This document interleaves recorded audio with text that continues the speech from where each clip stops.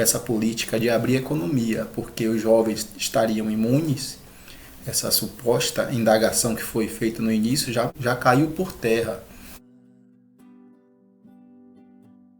Que no ano de 2020, em cada 10 intubações, 8 pessoas não sobreviveram.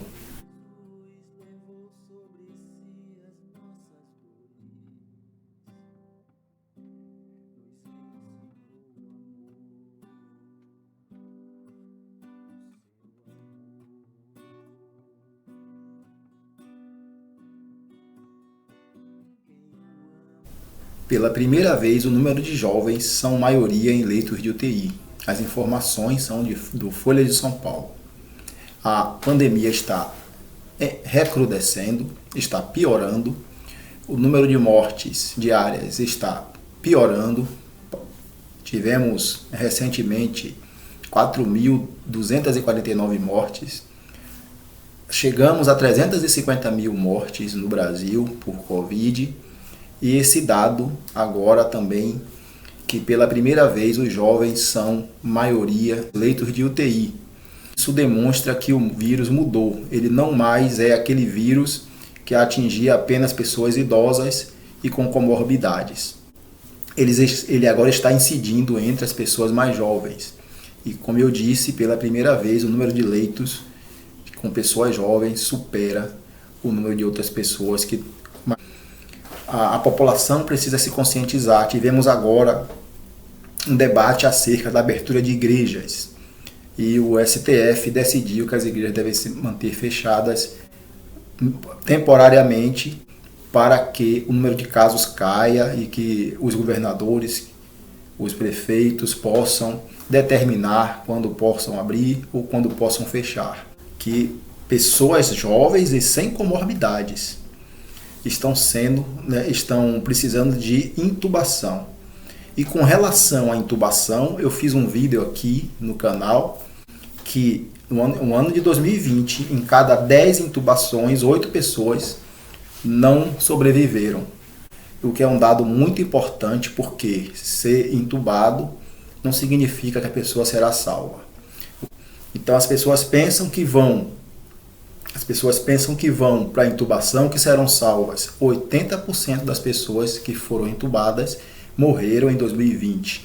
E em 2021 a tendência está sendo de aumento. Tem lugares que ultrapassaram 80%. A reportagem continua dizendo que em março, 52,2% das internações de UTI do Brasil se deram para pessoas de até 40 anos. E o total de pacientes que necessitam de ventilação mecânica atingiu 58,1%. É um número muito grande. Ambas as taxas são recordes, segundo dados da plataforma UTIs Brasileiras, da AMIB, Associação de Medicina Intensiva Brasileira. No caso da necessidade de aparelhos de ventilação, houve salto de quase 40% em relação ao patamar do final do ano passado. Que intubação não significa que a pessoa será salva. 80%, acima de 80% não está tendo sucesso. E esses dados têm que ficar claros para as pessoas. As pessoas precisam entender que ter um hospital não significa que ela será salva. Nós precisamos nos conscientizar que a pandemia está vencendo no Brasil. Pela primeira vez, o número de mortos superou o número de nascimentos. Algo está errado, algo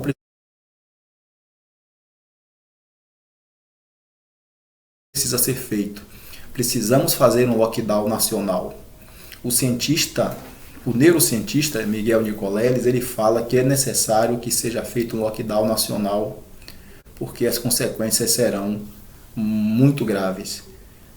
Teremos um colapso funerário. Já estamos em um colapso de saúde. Precisamos entender, precisamos reconhecer que o vírus no Brasil está vencendo.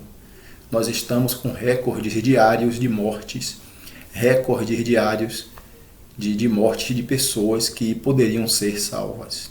Nós precisamos unir o país, precisamos que todos cooperem, não se aglomerem, usem máscaras, cobrem das autoridades, como o presidente da República, que cada dia fica passeando sem máscaras, dando o mau exemplo de que se pode andar sem máscaras.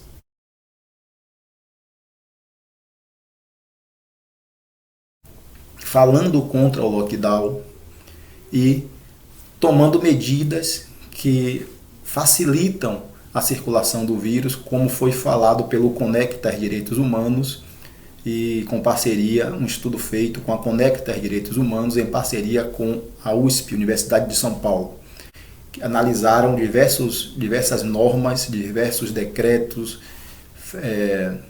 feitos pela presidência que contribuíram para a circulação do vírus, sem falar na omissão de Manaus com relação ao oxigênio, a demora de entregar o oxigênio, levando primeiro cloroquina, o que custou uma CPI, uma abertura de CPI, a pedido de um senador, e que conseguiu as assinaturas necessárias para a CPI.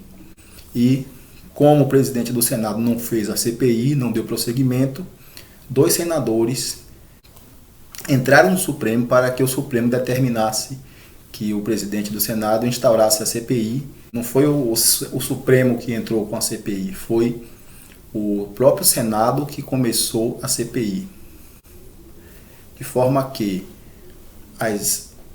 estamos num momento em que a presidência da República precisaria estar do nosso lado, contribuindo, coordenando as ações e serviços de saúde, como manda a Constituição, e ele fica se omitindo de fazer o que é dever de fazer.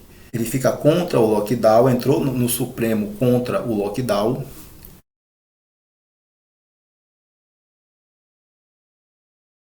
Já passou da hora da gente tomar providências, fazer um lockdown nacional.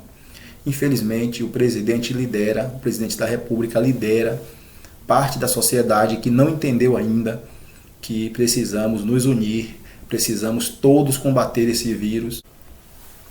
Diante desse terrível quadro que os jovens são a maioria agora internados no leito de UTI, e uma grande parte, inclusive, está evoluindo para grave, que não acontecia antes, isso coloca por terra a política do presidente de que iria abrir a economia, porque naquela época, no ano passado, apenas os mais idosos pegariam a doença, então seria os jovens trabalhando, estariam imunes. Mas isto coloca por terra, essa nova estatística denota que se continuarmos abrindo a economia, vamos matar os jovens também, além dos idosos, o que já era inaceitável.